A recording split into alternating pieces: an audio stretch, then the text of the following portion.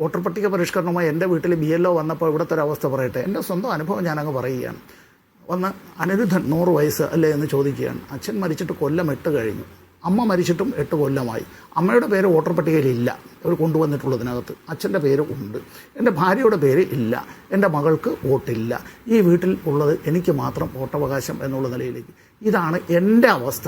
അങ്ങനെയാണ് എങ്കിൽ ഒന്ന് ആലോചിച്ച് നോക്കൂ. നിരക്ഷരരായിട്ടുള്ളവരും മറ്റു പല സംസ്ഥാനങ്ങളിൽ നിന്ന് ജോലി തേടി വന്നിട്ടുള്ളവരും നമ്മുടെ നാട്ടിൽ നിന്ന് അങ്ങനെ പലരും പോയിട്ടുള്ളവരുടെയും സമ്മതിദാനാവകാശം എന്തായിരിക്കും അവസ്ഥ?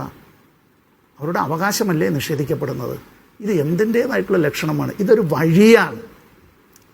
This is not a means in itself. അങ്ങനെ അല്ല. ഇതൊരു വഴിയാണ്. ആ വഴി എന്നുള്ളത് ഒരു രാഷ്ട്രം ഒരു തെരഞ്ഞെടുപ്പ് എന്നുള്ളതും, ഒരു രാഷ്ട്രം ഒരു പാർട്ടി എന്നുള്ളതും, ഒരു രാഷ്ട്രം ഒരു നേതാവ് എന്നുള്ളതിലേക്കും അതിൻ്റേതായിട്ടുള്ള പിരമിഡ് ഇങ്ങനെ വാർത്തെടുക്കുന്നതിന്റെ ഭാഗമാണ്.